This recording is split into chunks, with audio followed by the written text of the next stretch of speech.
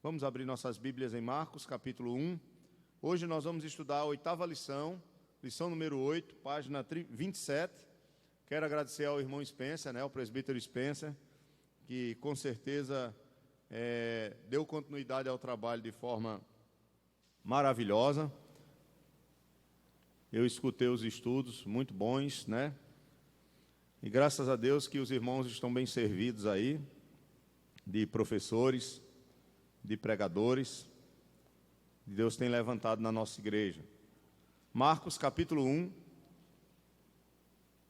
Nós vamos estudar sobre a batalha espiritual e proclamação, ou seja, a pregação do Evangelho. Os irmãos têm estudado aí de forma maravilhosa sobre batalha espiritual e têm visto que essas invencionices que existem aí nas igrejas neopentecostais e até pentecostais, elas não têm nada a ver com a palavra de Deus, não é? Nós já vimos que esses jargões está amarrado, E essa questão de orar para amarrar demônios territoriais, maldição hereditária, uma série de coisas, nós vemos que isso não tem fundamento na palavra de Deus. Mas vamos para Marcos capítulo 1, versículo 12. É o começo do ministério de Jesus, e vocês vão ver que o Senhor ele se depara aqui com situações de expulsão de demônios. Marcos 1, verso 12. Jesus é batizado e logo que é batizado ele é ungido pelo Espírito Santo e é levado para o deserto. Verso 12 diz: e logo o Espírito, ou seja, o próprio Espírito o impeliu para o deserto, onde permaneceu 40 dias, sendo tentado por Satanás. Estava com as feras, mas os anjos o serviam.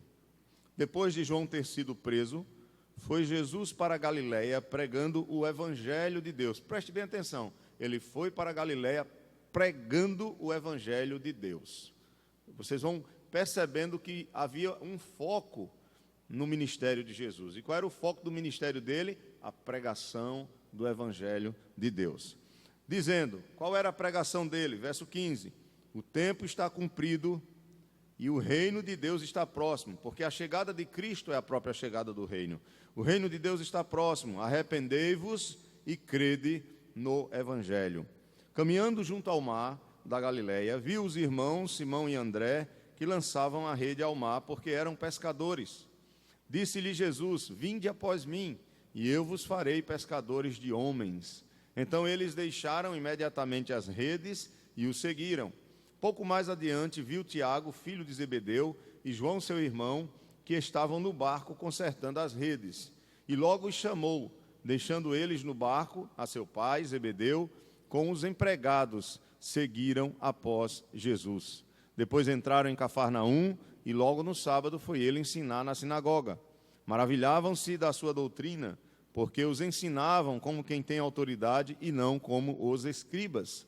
Não tardou, veja bem, que aparecesse na sinagoga um homem possesso de espírito imundo, o qual bradou, que temos nós contigo, Jesus Nazareno? Vieste para perder-nos? Bem sei que és o Santo de Deus. Mas Jesus o repreendeu, dizendo, cala-te e sai desse homem. Então o espírito imundo, agitando-o violentamente e bradando em alta voz, saiu dele. Todos se admiraram. Preste bem atenção nesse versículo. Todos se admiraram a ponto de perguntarem entre si, que vem a ser isto? Uma nova doutrina? Ou uma nova doutrina? Com autoridade ele ordena aos espíritos imundos e eles lhe obedecem.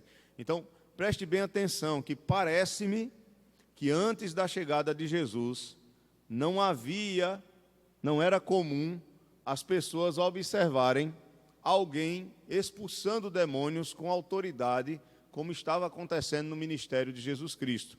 Por isso que eles ficaram impressionados e fizeram a seguinte pergunta, o que vem a ser isso? O que é que está acontecendo? Ou quem é esse homem, Que poder é esse? Que maravilha é essa? Será que é uma nova doutrina, um novo ensino? Eles não estavam acostumados a isso. Então vamos lá, versículo 28. Então correu célere a fama de Jesus em todas as direções, por toda a circunvizinhança da Galileia. E saindo eles da sinagoga, foram com Tiago e João diretamente para a casa de Simão e André. A sogra de Simão achava-se acamada com febre e logo lhe falaram a respeito dela. Então, aproximando-se, tomou-a pela mão e a febre a deixou, passando ela a servi-los. À tarde, ao cair do sol, trouxeram a Jesus, a fama dele já tinha se espalhado, né? Todos os enfermos e o quê? E endemoniados. Toda a cidade estava reunida à porta, e ele curou muitos doentes de toda sorte de enfermidades, também expeliu muitos demônios, não lhes permitindo que falassem. Quem é você? Diga seu nome. O que é que você está fazendo, né? Como essas igrejas aí fazem. Não permitindo que falassem, porque sabiam quem ele era.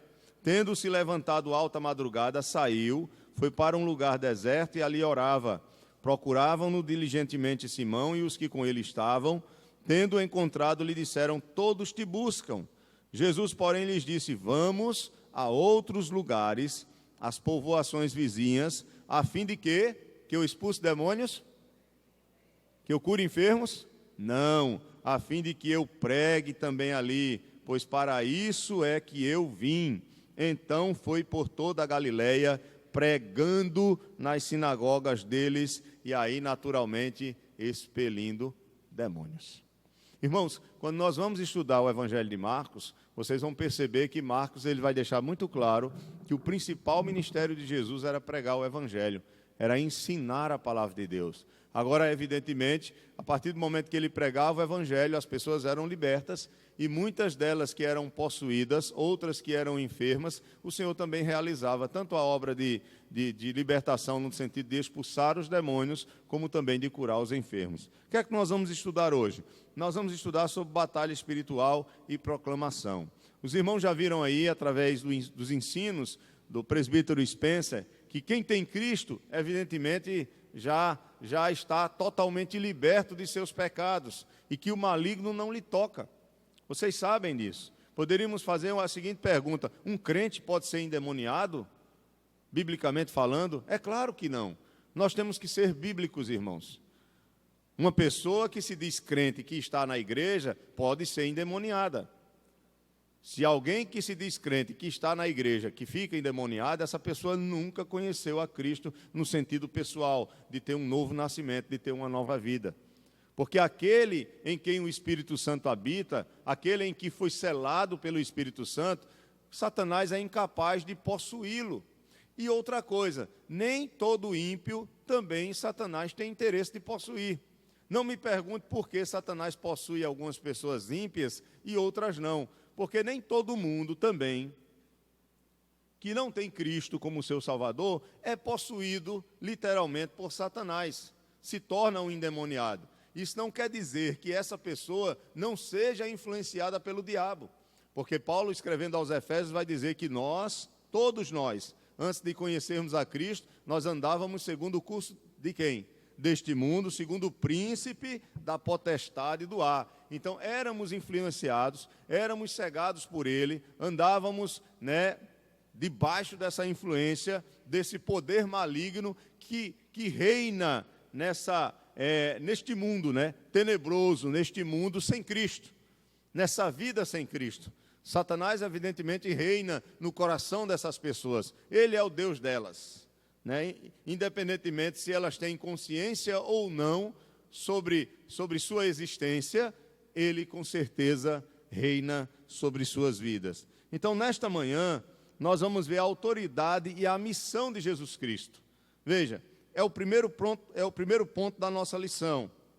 Eu achei interessante que o autor da nossa lição, está aí na página 27, ele vai dizer, e vocês sabem muito bem disso, que algumas igrejas que se dizem evangélicas, vocês sabem disso, vocês ligam lá a televisão, e vocês vão observar que algumas igrejas que se dizem evangélicas, elas criam um verdadeiro marketing em cima do exorcismo, digamos assim. Então, todo culto dessas igrejas é voltado para exorcizar demônios. E nós sabemos que há um teatro muito grande em relação a isso.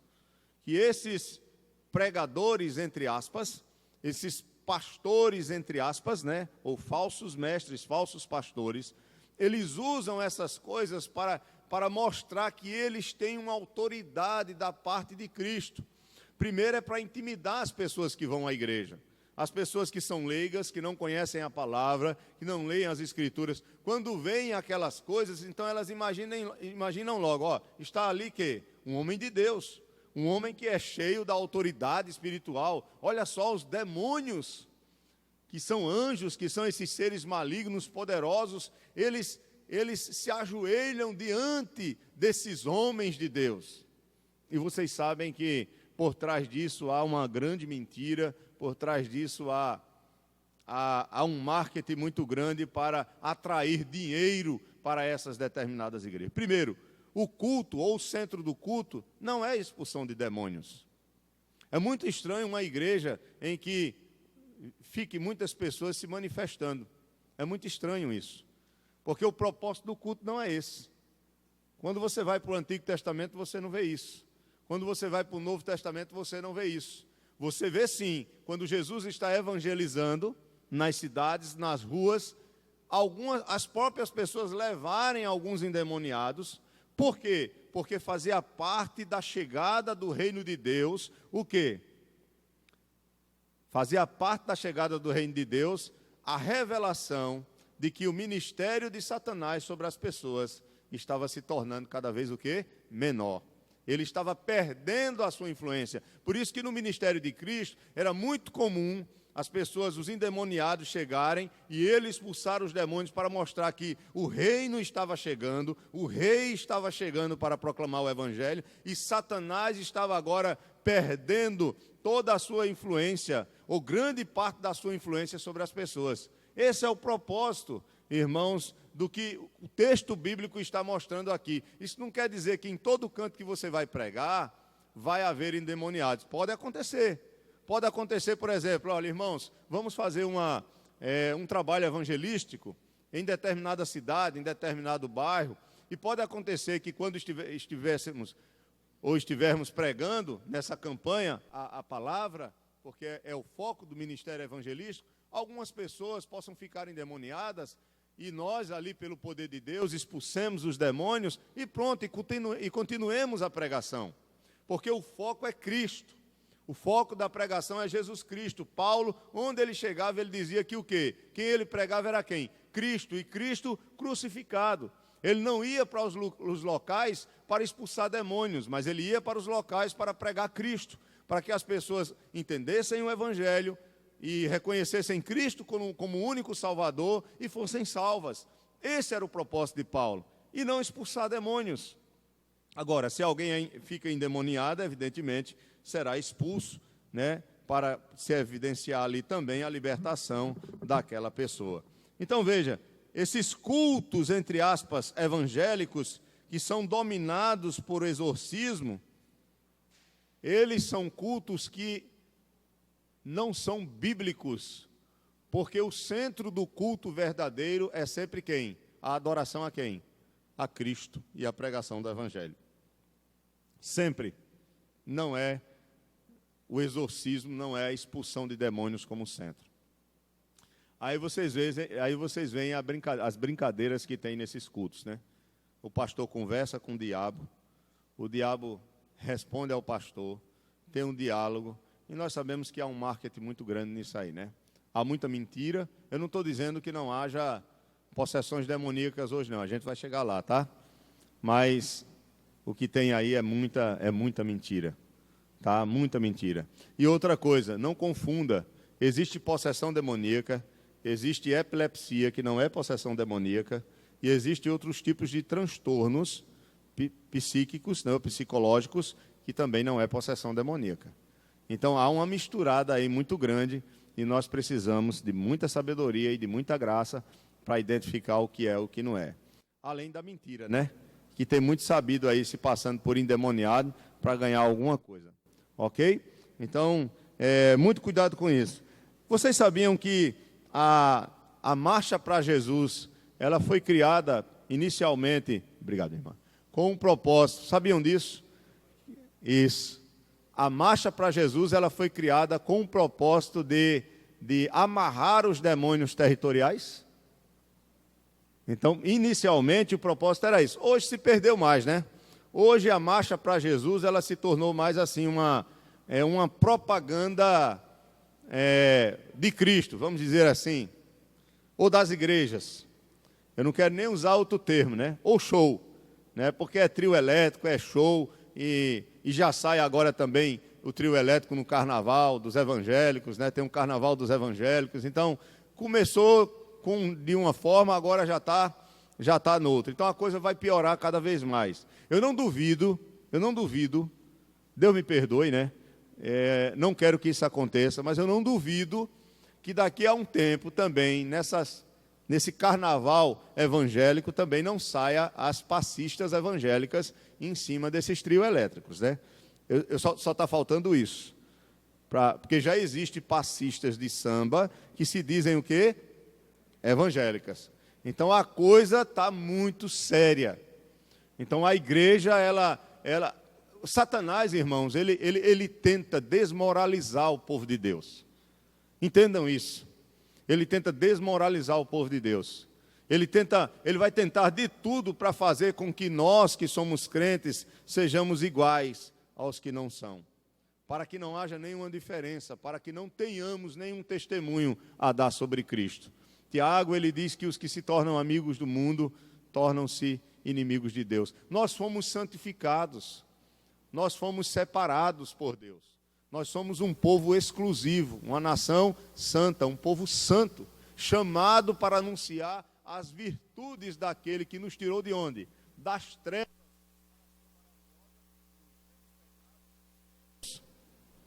Somos influenciados por muitas coisas do mundo que nós gostamos, mas nós não somos do mundo.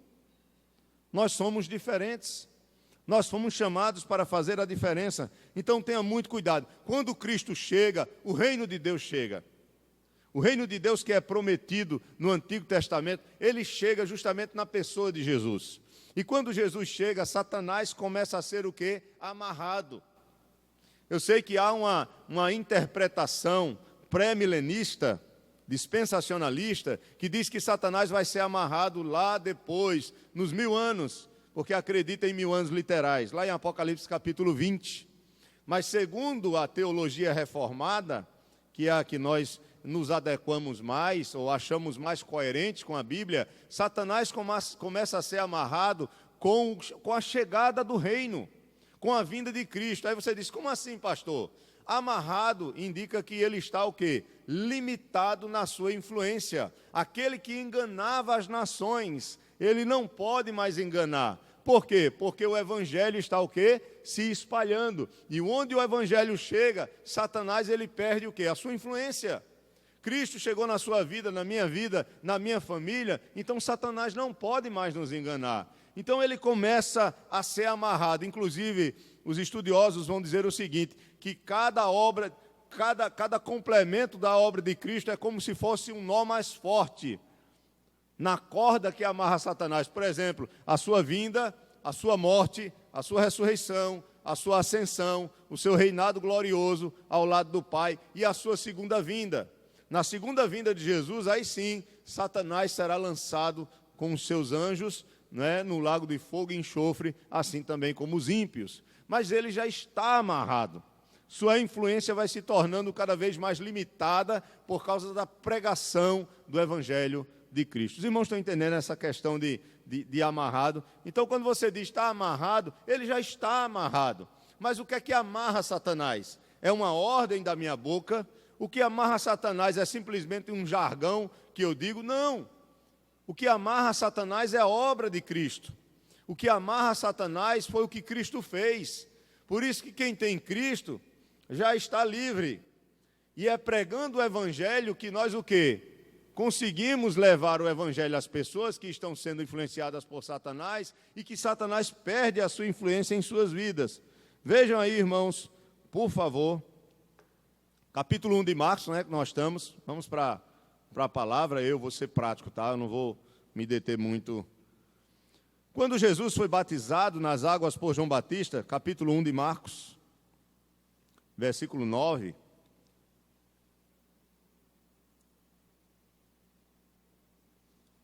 a lição de hoje é batalha espiritual e proclamação.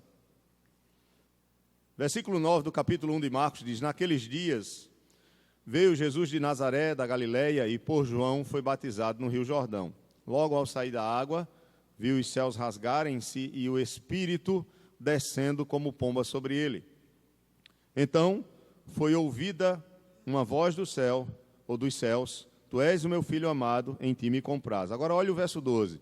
E logo o Espírito o impeliu para o deserto, onde permaneceu 40 dias, sendo tentado por Satanás. Estava com as feras, mas os anjos o serviam. É interessante, irmãos, que o texto de Marcos aqui é um cumprimento da profecia de Isaías. O texto do batismo e do Espírito descendo como pomba é um cumprimento do profeta Isaías, capítulo 61. Vocês lembram que o capítulo 61 de Isaías diz assim: o Espírito do Senhor Deus está sobre mim, porque o Senhor o quê? Me ungiu. Então, Jesus Cristo, ele é ungido plenamente pelo Espírito Santo. A descida do Espírito sobre a pessoa de Jesus, estamos falando dele como um homem, ele é plenamente cheio do Espírito. Não, com Jesus é diferente. Paulo, escrevendo aos Efésios, no capítulo 5, no verso 18, ele diz: enchei-vos do Espírito. Não vos embriagueis com vinho, mas enchei-vos do Espírito. Por quê? Porque nós temos uma natureza pecaminosa. Mesmo o Espírito Santo habitando em nós, nós precisamos, pelos meios de graça, que é a leitura da palavra, a oração, a comunhão com a igreja, nos enchermos dia após dia de quem? Do Espírito Santo. Basta você relaxar um pouco, que você vai se tornando mais carnal e mais mundano. É ou não é verdade? Basta o crente relaxar. Se o crente deixar de ler a Bíblia, se o crente deixar de orar, e se o crente deixar de vir para a igreja, como é moda hoje, não é moda hoje? Os crentes quererem ser crente em casa, irmãos, não vai sair do canto, porque a igreja foi chamada para estar junta. A ovelha, ela não pode viver sozinha. Veja que os símbolos que são usados para o povo de Deus são símbolos que chamam para a unidade, para a comunhão. Nós somos chamados de pedras vivas que constroem um edifício. Então, um edifício, ele não só é uma pedra. Um edifício são várias pedras juntas. Somos chamados de casa de Deus, somos chamados de lavoura de Deus. Vocês já viram uma lavoura apenas com um pé de planta? Não existe uma lavoura. Se você olhar apenas um pezinho de milho num roçado, você não vai chamar de lavoura, vai? Não. Mas nós somos chamados de lavoura porque são muitas plantas. Nós somos chamados de galhos que estão ligados numa videira. Nós somos chamados de igreja, que significa aqueles que são chamados para fora. Nós somos chamados de ovelha, preguei isso domingo, e a Bíblia diz que as ovelhas elas estarão num aprisco e terão um pastor para cuidar delas. Então, em nenhum momento a Bíblia vai aprovar estarmos sozinhos. Hebreus capítulo 10 diz que nós não devemos deixar de congregar, principalmente porque o dia se aproxima. Porque sozinhos nós não vamos crescer espiritualmente, sozinhos nós vamos ser presas fáceis. Se nós que somos humanos e estamos aqui nessa vida, deixarmos de orar, deixarmos de ler a Bíblia, deixarmos de ter comunhão com a igreja, nós vamos nos tornar, irmãos, mundanos e carnais. Não tem como. Nós vamos entristecer o Espírito Santo, nós vamos ser influenciados pelo mundo. Se buscando, estando na igreja, sendo exortado, nós, você, que não faz diferença se é pastor ou se não é pastor, não. Não importa os dons que você tem, qualquer um de nós, se a gente relaxar, nós vamos nos tornando mundanos e carnais. Se nós ficarmos o tempo todo na televisão, se nós ficarmos o tempo todo na internet, se nós ficarmos nos envolvendo o tempo todo com as coisas do mundo, nós vamos nos tornar mundanos, vamos ser influenciados. Por isso, irmãos, que é tão difícil. Então nós precisamos nos encher do Espírito. Mas Jesus Cristo não. Jesus Cristo, ele era o quê? Plenamente cheio. Ele não precisava no outro dia estar se enchendo, não. Ele era cheio, foi cheio do começo ao fim. Aí você vê, Jesus Cristo foi cheio do Espírito Santo e orava como orava. E nós, hein? O homem só vivia orando, se acordava a tal hora para orar, se isolava para orar, tudo ele fazia era através da oração, sempre estava em comunhão com Deus. E nós? Então, quando Cristo chega, ele é levado logo para onde? Para o deserto. Ele precisava, como o segundo Adão, enfrentar tentações tão fortes e maiores como a que Adão e Eva enfrentaram. Lembrem-se que Adão e Eva foram tentados no paraíso. Havia todo um conforto ao redor deles. Já Cristo não. Cristo foi tentado num lugar pior em que o homem poderia estar, num deserto inóspito. No deserto, sozinho ali. E não imaginem, irmãos, que as tentações que vieram sobre Cristo foram coisinhas assim, simplesinhas, não. Porque o texto, quando narra, parece uma coisa muito simples, né? Colocou lá no pináculo do templo, disse, lança-te aqui para baixo, transforma, se tu és o Filho de Deus, transforma essa pedra em pão. Parece uma coisa muito simples. Mas Marcos, ele fala algo aqui que a gente pode ficar com a orelhinha em pé. Veja aí o versículo 13 do capítulo 1 de Marcos. Olha o que ele diz. Onde permaneceu 40 dias sendo tentado por Satanás. Ele estava com as feras, né? 40 dias sendo tentado por Satanás. Ele estava com as feras. E é interessante o complemento. Mas os anjos o serviam. Veja, a pressão era tão grande sobre ele. A batalha espiritual que Cristo enfrentou ali foi tão ferrenha que Deus, na sua graça e misericórdia, o confortava através dos seus próprios anjos. E ele venceu. E ele venceu. Por quê? Pois não, irmão Edvaldo, fica à vontade. Sim. Correto. É verdade. Justamente.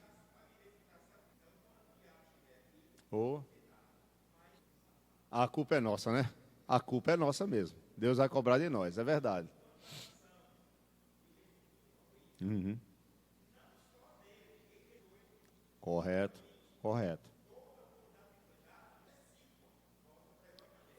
Sem dúvida. A gente expulsa. Correto. Justamente isso. O foco da igreja é continuar a obra de Cristo, que é pregar o Evangelho. Não é expulsar demônio.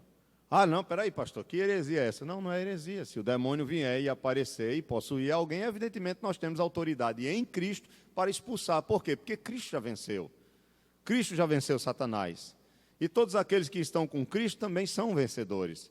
Nós não expulsamos porque somos nós que temos o poder, mas é por causa do Espírito de Deus que habita em nós. Então, essa autoridade qualquer um crente tem.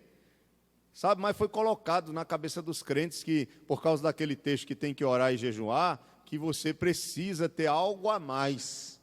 Não, é claro que se você tem uma vida de oração, tem uma vida de mais intimidade com Deus, é claro que você terá muito mais segurança, tanto para pregar o Evangelho, como para lidar com certas situações difíceis que podem acontecer, até tentações.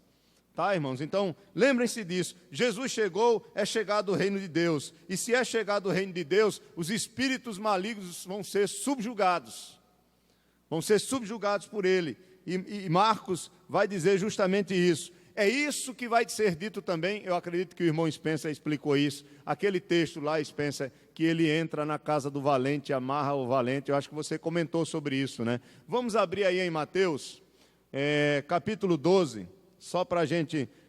A relação de Jesus e os espíritos malignos é essa, como foi falado aqui, né? Como o irmão Edvaldo falou também. Então, ele vem para pregar o Evangelho, mas ao mesmo tempo é revelado que a chegada do reino traz o subjugar, o humilhar, o pisar mesmo. Lembram que a profecia diz o quê? Ele pisará na cabeça de quem?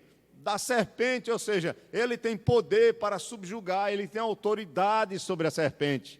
Ele vai esmagar a cabeça dela. Então isso já começa, não é na morte, já começa na chegada dele. Na chegada de Cristo já é claro o poder do Messias, o poder do Salvador sobre Satanás e seus anjos. Vamos lá para Mateus 12. Mateus 12. Mateus capítulo 12 é um texto interessante. Jesus ele vai expulsar um demônio, né? E os seus inimigos vão acusá-lo como o principal dos demônios. Isso é incrível, né? Quando a pessoa não crê, é triste. Veja aí Mateus 12, versículo 22. Amém? Então lhe trouxeram um endemoniado, cego e mudo. Pelo amor de Deus, não vai achar quem é cego e quem é mudo, está endemoniado não, tá? Lhe trouxeram um endemoniado que era cego e mudo. Aí não vai pensar que todo mundo que é cego e mudo tem demônio, que isso não existe, né? Pode ser simplesmente uma enfermidade. Mas nesse caso aqui, o camarada era cego, mudo e endemoniado. E ele o curou, passando o mudo a falar e a ver. Veja, a obra foi completa. Eu não sei aqui dizer aos irmãos se a cegueira e a mudez era consequência da possessão demoníaca. Poderia ser, como no caso daquela mulher que 18 anos andava encurvada porque ela era possuída por um demônio. Tá? Que demônio terrível, né? Botar o nome dele, esse era o demônio da dor de coluna, né? Coitada da mulher encurvada, né? Eu ia dizer uma coisa aqui, mas deixa eu calado. Vamos para o estudo, porque eu não quero... Meu Deus do céu. Vamos lá. Deixa para lá. Esqueçam, irmão, vamos adiante, tá? Vamos adiante. Um dos maiores perseguidores do povo de Deus aqui no Nordeste, viu, gente? Mandava tocar fogo nas igrejas, tá? E apedrejar. Se vocês não sabem, leiam a história. Terrível, viu? Terrível. Mas nem gostava de criança, viu? Chegava a criança perto, sabia não? Oxe. Ele tinha um abuso de criança, chegasse perto dele, ele mandava logo sair de pé, senão ele dava lá mãozada. Mas vamos lá. Mas deixa isso para lá, meu Deus do céu, tira isso da minha mente. Vamos adiante. Né? Mateus 12, 22. Então lhe trouxeram um endemoniado, cego e mudo. E ele o curou, passando o mudo a falar e a ver. Poderia ser... Aqui o texto deixa claro que pode ser que a mudez e a cegueira fosse causada pelo espírito maligno. E toda a multidão se admirava e dizia, é este porventura o filho de Davi? Veja a questão, será que é esse mesmo aquele que havia de vir? Porque havia a expectativa do Messias vir e ele viria com grande poder. Ele não vai dizer, o profeta não vai dizer que ele viria para libertar os cegos? Ele mesmo não vai dizer isso, o Espírito do Senhor está sobre mim e me ungiu. Vai libertar os cegos, vai libertar os oprimidos, vai proclamar o Evangelho. Então está relacionado ao ministério do Messias, do Salvador. E a multidão diz, será que é esse mesmo? Olha o que é que ele está fazendo. Esse homem é diferente. Os fariseus não fazem isso. Os líderes religiosos não têm esse poder, não têm essa autoridade. Quem é esse homem? É esse realmente o filho, está com um F maiúsculo aí, de Davi, ou seja, aquele filho prometido de Davi, o rei que iria reinar eternamente? Aí os fariseus com inveja, e a inveja ela é algo terrível mesmo. No verso 24 diz, mas os fariseus ouvindo isto murmuravam, estavam falando para eles, não tiveram coragem de falar diretamente para Cristo. E disseram, este não expele demônios, senão pelo poder de Belzebu, maioral dos demônios. Eu expliquei aos irmãos que, essa semana, que a palavra Belzebu significa chefe da casa. É uma palavra aramaica que quer dizer chefe da casa, o chefe da casa, o cabeça. Ele passou a ser um nome usado especificamente para o líder dos espíritos malignos. Então eles estão dizendo aqui que Jesus estava possuído por Satanás, o principal, e que por estar possuído pelo maior, ele estava expulsando os menores. Vocês estão entendendo? Irmãos, isso é uma blasfêmia terrível. Observe que Jesus ele vai dar uma explicação. Primeiro ele vai refutar, e depois ele vai dizer por quem ele expulsa os demônios. E depois ele vai dizer a consequência para quem faz essas afirmações mentirosas acerca da sua pessoa. Veja o que ele diz. Verso 25, Jesus, porém, conhecendo-lhe os pensamentos, disse, Todo reino dividido contra si mesmo ficará deserto, e toda cidade ou casa dividida contra si mesmo não subsistirá. Se Satanás, ou seja, se vocês estão dizendo que eu sou possuído pelo príncipe dos demônios e estou expulsando os demônios menores, se Satanás expele a Satanás, dividido está contra si mesmo, como, pois, subsistirá o seu reino? Aí ele diz, se eu expulso demônios por Beelzebu, por quem os expulsam vossos filhos? Por isso eles mesmos serão os vossos juízes. Se porventura eu expulso demônios, agora sim, pelo Espírito de Deus, certamente é o que, irmãos? Chegado o reino de Deus sobre vós. Aí ele vai contar uma parábola para dizer o que ele estava fazendo. Veja qual é a parábola, verso 29. Como pode alguém entrar na casa do valente e roubar-lhe os bens sem primeiro amarrá-lo? E então lhe saqueará a casa. Então o que é que ele está querendo dizer? Ele é aquele que tem poder de amarrar o valente. Ele é aquele que entra na casa do valente, amarra o valente e saqueia os seus bens. O valente aqui é o diabo. O valente aqui é quem eles estão chamando de Beelzebu, de Satanás. Então Jesus usa essa figura para dizer, olha, eu tenho o poder de entrar na casa dele, ou seja, no reino dele, no domínio dele sobre os homens, amarro ele pelo meu poder, amarro no sentido de restringir o poder dele, ele não tem poder para me impedir, para fazer nada quando eu chego, e eu saqueio os seus bens. Quem são os bens desse valente aqui? São as próprias pessoas. Ele saqueia as pessoas para ele. A Bíblia vai dizer que ele nos tirou do reino das trevas e nos transportou para o reino do Filho do seu amor. Hebreus vai dizer que ele veio para destruir as obras do diabo. Então é isso que ele faz. O valente aqui, ele chama Satanás de o valente, mas ele é aquele que amarra o valente. Mas amarrar o valente, em nenhum momento você vai ouvir Jesus dizendo, está amarrado, Satanás. Não, ele simplesmente dá ordem, ele prega o evangelho e simplesmente expulsa. Os demônios querem falar porque os demônios pensam que chegou a hora deles serem lançados num lago de fogo. Por isso que eles dizem, viesse perder-nos.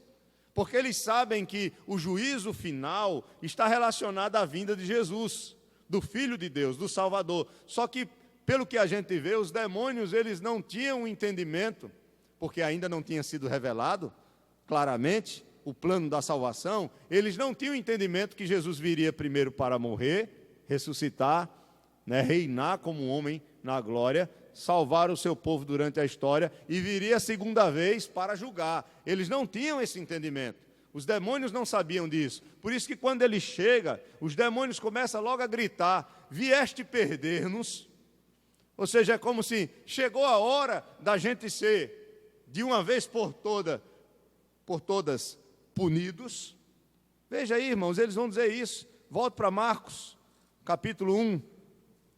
Desculpa se eu estou sendo aí repetitivo, mas é bom só para a gente ficar... Olha, quando ele expulsa o demônio aí, olha. Capítulo 1 de Marcos, versículo 24. 23 e 24. Do capítulo 1 de Marcos. Não tardou que aparecesse na sinagoga um homem possesso de espírito imundo, o qual bradou, que temos nós contigo, Jesus Nazareno? Vieste para perder-nos? Bem sei quem és, o Santo de Deus. E aí Jesus ficou, e aí quem é você? Está fazendo o que nessa vida? De onde você vem, para onde vai? Ouve diálogo? Não, cala-te. E expulsou. O único momento em que Jesus pergunta o nome é quando ele vai expulsar o demônio do Gadareno. E ele pergunta o nome porque são muitos. Ali provavelmente é para trazer uma lição para nós que estamos lendo as Escrituras. Não porque Jesus não sabia. Somos muitos, legião porque somos muitos. E pedem para ir para os porcos.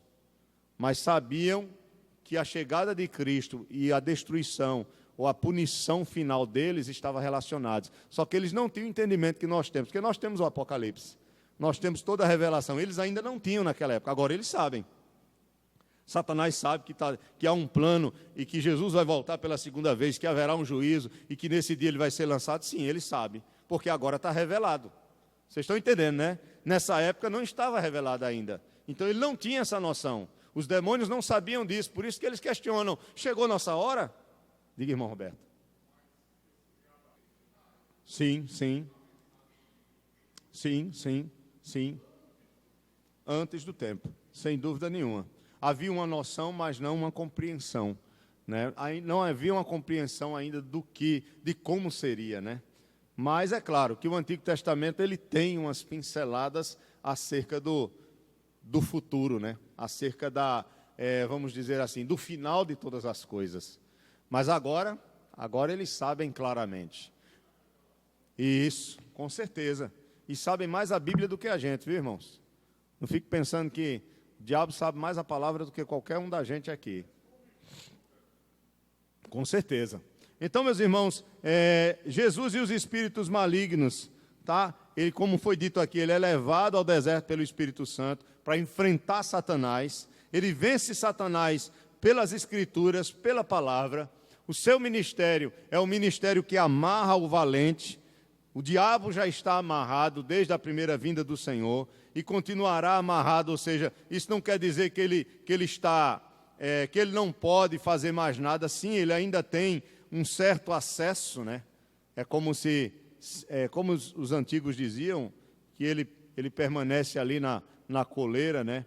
E é o Senhor quem controla até onde ele vai, mas de certa maneira ele já está amarrado, e a pregação do Evangelho é quem restringe a vinda de Jesus. A pregação do Evangelho é quem restringe o agir de Satanás. Tá? Jesus ele demonstrou total autoridade sobre os demônios, e isso fazia parte da chegada do seu reino. E há outra coisa interessante, que eu queria que os irmãos lembrassem, que no Antigo Testamento só existe um caso em que provavelmente é uma possessão demoníaca. Por isso não era tão comum, na época de Jesus, as pessoas verem pessoas endemoniadas sendo libertas. Pelo menos no relato do Antigo Testamento. Não quer dizer que não havia possessões, mas, biblicamente falando, só tem um relato que parece uma possessão, que é o caso de Saul, que está em 1 Samuel, capítulo 16, verso 14.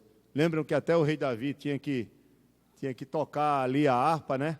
Para poder acalmar, para aquele espírito maligno sair. Ok? Pois não? Sim.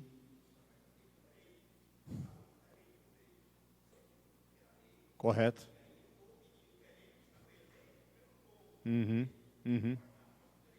Com certeza, é verdade. O diabo, irmãos, não tenham medo, não tenham dúvida, ele não possui nenhum crente, nenhum nascido de novo. Agora, se a pessoa está na igreja, é outra coisa. Nem todos que estão na igreja, ou fazem parte da igreja visível, são verdadeiramente nascidos de novo, nós sabemos isso. Veja, dos discípulos de Jesus, o diabo possuiu um. Quem foi? Judas, filho da perdição. Ele não era um salvo, tá? Só foi ele. Pedro, ele foi tentado, mas Jesus disse o quê? Eu orei por ti. Eu orei por ti. Mas não orou por Judas. É bronca isso, né?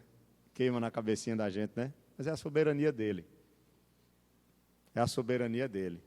E levante suas mãos para o céu, se ele salvou você, orou por você e tem guardado você. Porque se não fosse ele na vida da gente, irmãos, o que seria de nós? O que seria de nós?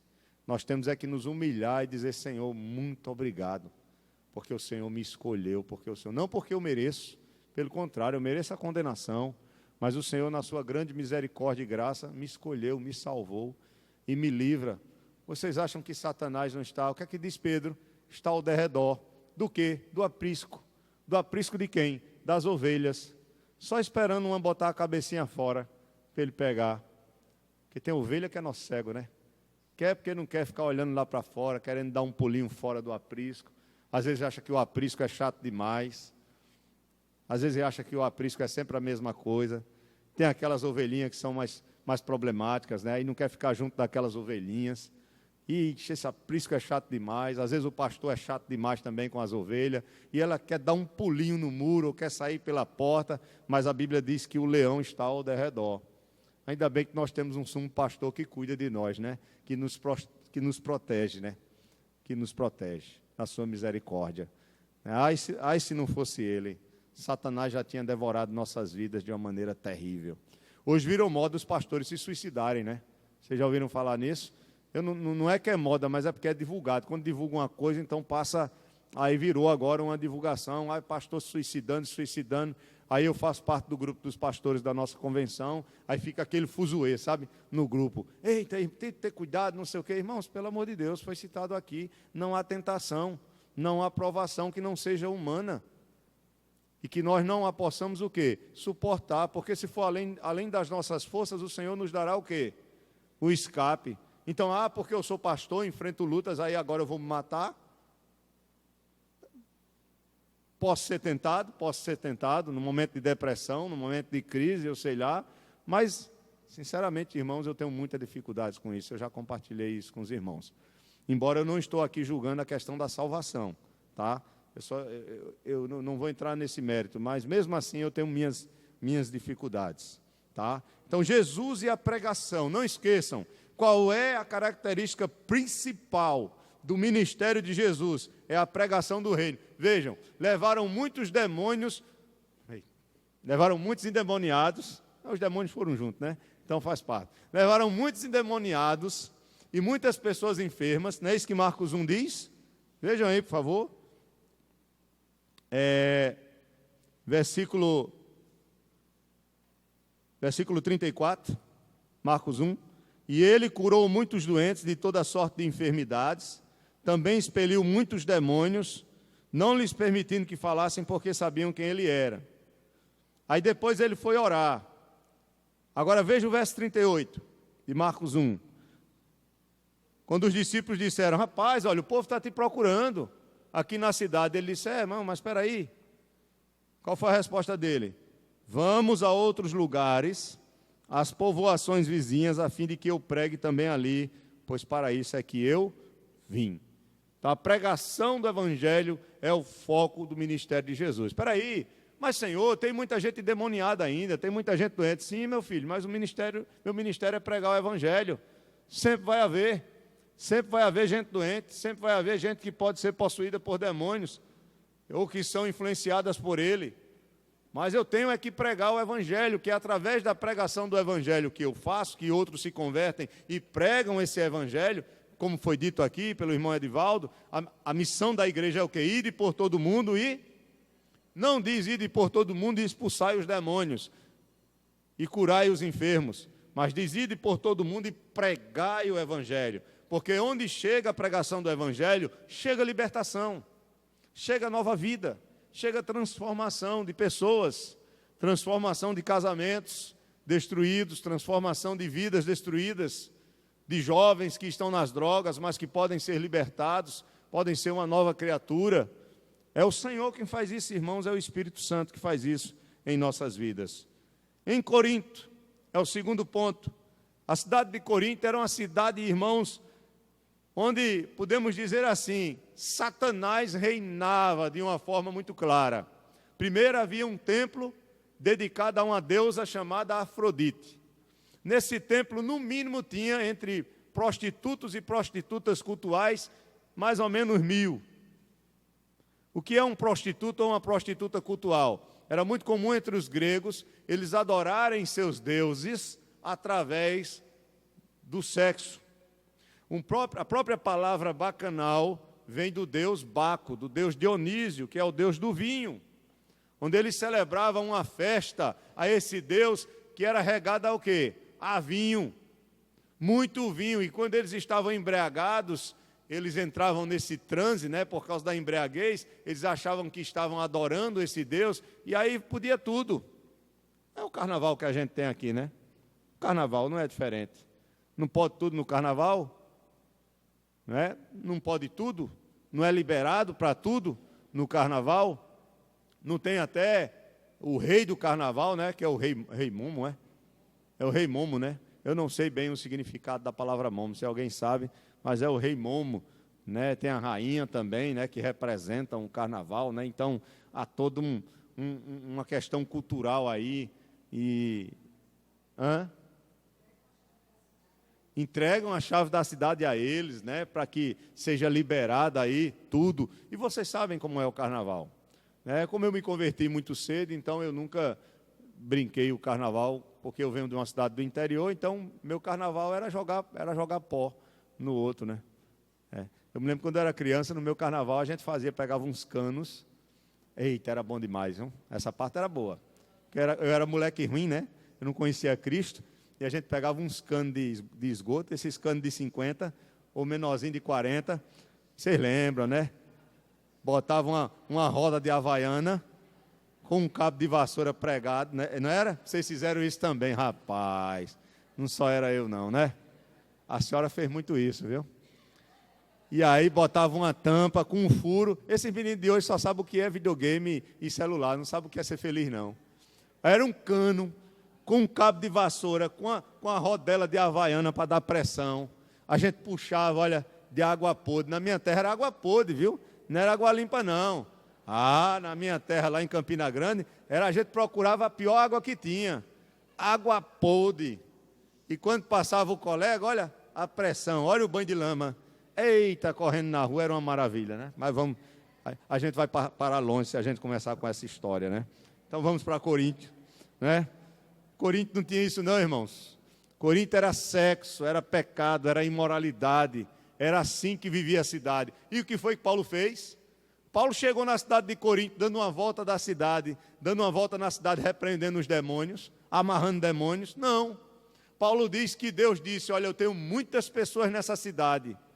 Ele ficou desanimado com a quantidade de imoralidade, de pecado que ele viu. E o que foi que ele fez? Começou a pregar o evangelho com Áquila e Priscila, fazendo tendas, pregando o evangelho. Passou 1 ano e meio ali pregando e ali se tornou uma igreja forte, bem problemática, depois que Paulo saiu, mas se tornou uma igreja forte. Ele não saiu amarrando demônio nenhum, não. Foi através da pregação do evangelho que as vidas foram libertas. Diga, minha irmã. É uma sátira, né? É uma ironia. Então, o rei Momo vem da mitologia grega, que indica justamente isso, a mentira. A ironia, o sarcasmo, a zombaria, né? Então, zomba da moralidade, zomba das famílias, zomba de tudo, né? E aí vocês sabem, na linguagem nordestina é esculhambação, não é isso? É uma esculhambação que acontece. Zombam da gente mesmo, joga na cara da gente, né? Então, tem aí... E, infelizmente, a nossa cidade, ela vira um inferno, né? É um inferno de gente embriagada nas ruas, de assalto, de tudo que não presta, de gente nua, olha, é terrível. Então, Paulo, ele pregou o evangelho em Corinto. O que é que isso tem a ver conosco, irmãos? O que é que nós devemos fazer como igreja? Nós temos que pregar o evangelho. Está ruim o carnaval, o galo da madrugada está sempre crescendo. Preguemos o evangelho na nossa cidade.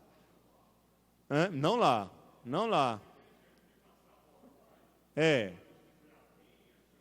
Não existe isso não. Pregar lá no meio, ninguém vai ouvir não, rapaz. Você vai pregar o quê no meio do galo da madrugada? Nós temos que pregar o evangelho justamente quando há oportunidade para a gente pregar. Vamos fazer uma marchinha de carnaval de crente no meio do galo. Para quê? Eu vou querer que a minha mulher vá com marchinha para o galo? Mas que conversa é essa? Eu vou para o galo? O galo é o galo que canta de manhã para a gente se acordar, para orar, para pregar. Mas esse galo aí não. Esse galo aí tá fora, né? Agora eu falo como os crentes fervorosos, né? Está repreendido esse galo, né? Em nome de Jesus. Tá? Então, irmãos, é a pregação do evangelho. Quer que o carnaval diminua? Quer que o galo diminua? Preguemos o evangelho, porque quanto mais houver conversões de vidas, mais as pessoas não irão para essas coisas, não se envolverão nessas coisas. Irmã Socorro, diga, minha querida. Uma escola de samba? Sim. Eu nem sabia disso. Mas hoje em dia minha irmã. Está chegando, vai piorar cada vez mais, viu? Vai piorar cada vez mais. A coisa está só começando, né? Antes era só a defesa da homoafetividade, do homossexualismo, a implantação do ensino, né, dessa questão sexual nas escolas, Mas agora a coisa está se tornando cada vez pior. A marcha, não tem a marcha gay, né? Tem outro nome, né? Parada gay. Então, dá milhões de pessoas, as mães levam os filhos, as crianças. Então, eles estão lutando, há uma luta muito grande, há uma luta ideológica. E se nós não pregarmos o Evangelho, irmãos, mas nós vamos enfrentar isso mesmo. Não era diferente naquela época de Paulo, não, gente. Vocês acham que a cultura grega, a cultura romana era diferente? O soldado romano, quando ia para a guerra, ele tinha o seu moço. E vocês sabem qual era a função do moço? Era quando o soldado tivesse desejo sexual, o moço servia a ele sexualmente também. Vocês sabiam disso? Não. Era muito comum entre os gregos e os romanos a prática homossexual. O ambiente de Paulo, não judeu, no meio dos judeus, daquele povo dos árabes, não tinha esse negócio não, viu? Não tinha esse negócio não. Os cabas era homem mesmo. Não tinha esse negócio não. Qualquer coisa o cabo explodia logo um, né? Estou dizendo isso para vocês, é só... Mas nas outras culturas, na cultura helênica, que foi a cultura que alcançou o mundo daquela época, a imoralidade sexual, irmãos, era muito grande. Veja, Corinto tinha um templo, uma deusa, a deusa do amor, onde a imoralidade era declarada abertamente. Não é à toa que Paulo diz, era uma Sodoma e Gomorra mesmo. Não é à toa que Paulo diz que as mulheres de Corinto, elas não devem o quê? Cortar os seus cabelos. Os estudiosos dizem que as prostitutas da época, elas tinham as cabeças raspadas. Então, para que as prostitutas que se convertiam, e as mulheres de Deus, para não serem identificadas, já que era uma igreja que estava surgindo ali, e eles não identificassem com prostitutas cultuais, deixa o cabelo crescer. Vocês são diferentes. Não é o caso de hoje, coitado. Tem igreja até hoje proibindo as mulheres de cortar o cabelo por causa disso, né? Não entendem a questão cultural. E em último lugar, para a gente encerrar que a hora já passou, existe possessão demoníaca hoje? E aí? Existe sim, irmãos. Isso aí a gente não pode negar. Satanás continua atuando, continua agindo, mas isso não quer dizer que nós precisamos usar esses métodos criados por esse movimento da batalha espiritual. Nós precisamos pregar o Evangelho, e se alguém aparecer possesso, como foi já dito hoje, ir por todo mundo e pregar o Evangelho a toda criatura. Essa é a nossa função, e ensinar a Cristo, porque pelo sangue de Cristo e pela palavra do testemunho da igreja, Satanás, ele é derrotado. Eu encerro lendo com vocês Apocalipse 12, verso 11. Quando você vê um culto em que há um endemoniado aqui, vai mais atrapalhar o culto a Deus do que... E as pessoas achando que é o poder de Deus que está se manifestando. Não. É claro que no ministério de Jesus, especificamente, isso acontecia. E no ministério dos apóstolos, principalmente no começo. Pode acontecer hoje, mas não é como antigamente. Dependendo do lugar.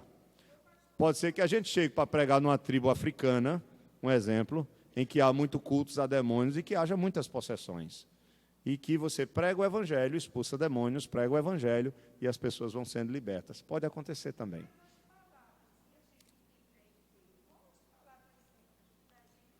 Não, você pode só saia em nome de Jesus. Era o que Jesus fazia, saia em nome de Jesus. Né? Eu te ordeno em nome de Jesus Cristo, saia.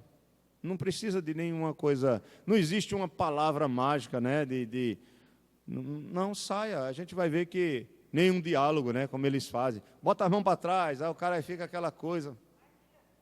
Ali é o teatro, né? Ali é um teatro. Eu me lembro que eu era novo convertido e tinha um pastor da nossa igreja que ele fazia muito isso, da nossa denominação. Nossa, eu ficava admirado com aquilo, né? Ou seja, o homem, ele era que era exaltado. Eu não pensava em Cristo na época, mas eu ficava, nossa, esse pastor, olha, que coisa, que homem cheio do poder. Uma conversa, a vida toda enrolada, cheia de coisa errada. Depois que você vai saber, velho. Para lá, mal assombrado. Vamos embora. Apocalipse 12, 11. Apocalipse 12, 11 diz assim: eles, pois, eles quem? Povo de Deus, o venceram por causa do sangue do Cordeiro e por causa da palavra do testemunho que deram, e mesmo em face da morte, não amaram a própria vida. Louvado seja Deus. Nós somos mais do que vencedores, mas por causa do sangue de Jesus, da obra de Jesus por nós. Amém? Não é porque você aprendeu alguma coisa, alguma frase, que o diabo vai se submeter a você, não. Ele se submete ao povo de Deus por causa do Deus deles, por causa do Cordeiro que deu sua vida por nós. Vamos orar? Pai, muito obrigado pela Tua palavra, muito obrigado por esta manhã. Muito obrigado, Senhor, porque o Senhor tem nos ensinado na Tua palavra a focarmos naquilo que é mais importante, que é a pregação do Evangelho, e saber que se tem alguém que possa, uma pessoa que não tem Cristo, que possa ficar endemoniada, nós temos a autoridade em Cristo Jesus para pregar o Evangelho a essa pessoa e expulsar, ó Deus, qualquer espírito maligno que esteja na sua vida. Em nome de Jesus, que possamos nos voltar para o testemunho de Cristo em nossas vidas. Perdoa nossos pecados, nossas falhas, e nos ajuda a crescer na graça e no conhecimento do Senhor, em nome de Jesus. Amém.